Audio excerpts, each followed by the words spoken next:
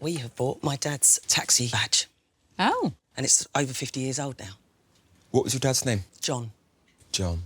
Been a cab driver for 38 years. Yeah. He retired in 2010 and then passed away in 2011. He wasn't a collector of anything, so that's the only thing we have of the left of Dad's, really. Do you know what? That's the first taxi badge I've seen, I think. Is it? Yeah. I don't even know what a taxi badge is. When they pass the knowledge, they get given a number, and that's the number my dad had, and that's the badge he had. You say the knowledge. What is the knowledge? It's the routes, it's the runs, it's the points of interest that you have to learn. You then go up to London, to the public carriage office. They will sit and basically ask you questions. How'd you get from Buckingham Palace to Old Kent Road? What, and then you you've have got to to do name the all the name of the roads. No. Yeah, and you get your badge once you've passed the knowledge. That's it. So that is a badge of honour. Yeah, Yeah. definitely. He was proud of his job, you know. He always wore a suit jacket and a tie. That was the only car we had. Yeah. It was his pride and joy. He was always cleaning it, and it was always spotless for when he went up to London. All our holidays and everything, packed everything in the cab. All down to Canvas Sands for a week. It sounds like the cab was a part of your life as much it was. as his. That's all our memories, isn't it, with that cab? Yeah. Yeah. I always think of the cab drivers having this huge sort of extended family and the camaraderie. And they all have nicknames for each other as do well. they? Yeah, they tell jokes to each other. He was full of jokes. Talking in this rhyming slang. He'd say, can you go and get the linen draper and get the paper? rocking horse. The rocking horse for the sauce. Yeah. He used to phone us when somebody got in the cab that was famous. I was at home and Dad rang and he said, you went to see Rod Stewart, didn't you? I said, yeah, I took Dawn, he was brilliant. And that, he said, do you want to talk to him? He's in the back of the cab. No. Yeah.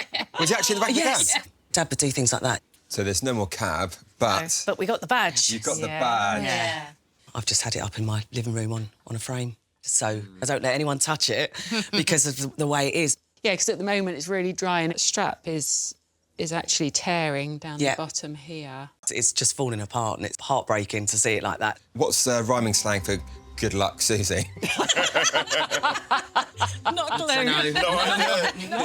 Thank you for coming to see us. Thank you. Suzie. Lovely to meet you both. And you. Cheers, bye-bye. Thank you. Take care, bye-bye. I'm going to use a piece of zephyr, which is this very thin material. Even though it's very, very fine, it has incredible tensile strength. This zephyr is going to give that whole area much-needed support. I'm now going to put this paste on the exterior. It's going to draw those loose fibres together and therefore add some stiffness to it, but also it's ideal for gluing this zephyr in place. Now, I'm just going to give this a good coating. Once this is all completely dried, Dawn and Kelly will be able to handle this with complete confidence, knowing that it's not going to break. Now I'm going to focus on replacing the decorative stitch line around the edges here. Once I've got all the stitching finished, I can hand it over to Brenton and he can focus on the brass work and bringing that green colour back up.